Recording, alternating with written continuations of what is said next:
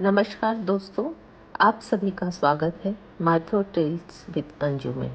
आज हम सुनेंगे अत्यंत पावन और दुर्लभ पद्मनी एकादशी की कथा। यह एकादशी केवल अधिक मास में आती है और इसे सभी एकादशियों में विशेष माना गया है। मान्यता ये है कि जो भक्त श्रद्धा से इस व्रत को करता है उसके जीवन के बड़े से बड़े कष्ट दूर होते हैं और भगवान विष्णु की कृपा प्राप्त होती है। तो आइए शुरू करते हैं पद्मनी एकादशी की दिव्य कथा। प्राचीन समय की बात है।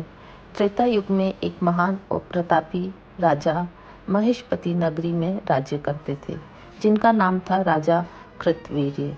उनकी पत्नी थी अत्यंत सुंदर, पतिव्रता और धर्मपरायण रानी पद्मनी। राजा के पास अपार धन, वैभव और विशाल राज्य था, लेकिन एक दुख उन्हें भीतर ही भीतर परेशान कर रहा था।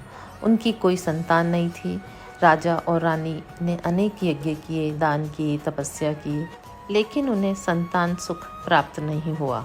एक दिन राजा ने निर्णय किया कि वे राजमहल छोड़कर वन में तपस्या करेंगे। रानी पद्मनी भी अपने पति के साथ वन चली गई। दोनों ने वर्षों तक कठोर तप किया। राजा दिन रात विष्णु भगवान का ध्यान करते थे, लेकिन इतने वर्षों बाद भी उन्हें कोई वरदान प्राप्त नहीं हुआ। राजा का शरीर कमज़ोर होने लगा। उन्हें इस अवस्था में देखकर रानी पद्मनी बहुत दुखी हुई। एक दिन रानी पद्मनी वन में भ्रमण कर रही थी, तभी उन्हें महान तपस्विनी माता अनुसुईया, जो ऋषि अत्रि की पत्नी थी, के दर्शन हुए। रानी ने विनम्र होकर उन्हें प्रणाम किया और अपनी पीड़ा बताई।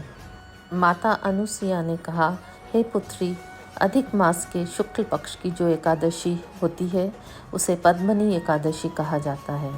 यदि तुम पूर्ण श्रद्धा और नियम से यह व्रत करोगी तो भगवान विष्णु अवश्य प्रसन्न होंगे। रानी पद्मनी ने माता अनुसुईया से व्रत की संपूर्ण विधि सीखी।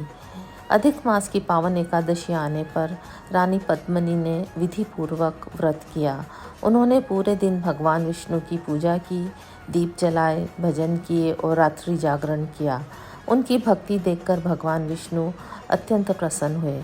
अचानक वहाँ दिव्य प्रकाश प्रकट हुआ। भगवान विष्णु बोले, हे देवी पद्मनी, मैं तुम्हारी भक्ति और तपस्या से अत्यंत प्रसन्न हूँ। मांगो, क्या वरदान चाहती हो? रानी ने हाथ जोड़कर कहा, प्रभु, मेरे पति को संतान सुख प्रदान करें। भगवान विष्णु ने मुस्कुराकर आशीर्वाद दिया, तुम्हें एक महान और पराक्रमी पुत्र प्राप्त होगा। कुछ समय बाद रानी पद्मनी ने एक तेजस्वी पुत्र को जन्म दिया। वही पुत्र आगे चलकर महान राजा कार्तवीर्य अर्जुन कहलाया, जो कि सहस्त्रार्जुन के नाम से भी प्रसिद्ध है। पद्मनी एकादशी हमें ये सिखाती है कि सच्ची श्रद्धा, धैर्य और भगवान पर विश्वास कभी व्यर्थ नहीं जाता। अधिक मास में किया गया यह व्रत विशेष फलदायी है। यदि आपको यह पावन कथा पसंद आई हो तो वीडियो को लाइक, शेयर और channel Mytho Tales with Anju को सब्सक्राइब करना ना भूलें। जय श्री हरि। फिर मिलेंगे एक नई दिव्य कथा के साथ।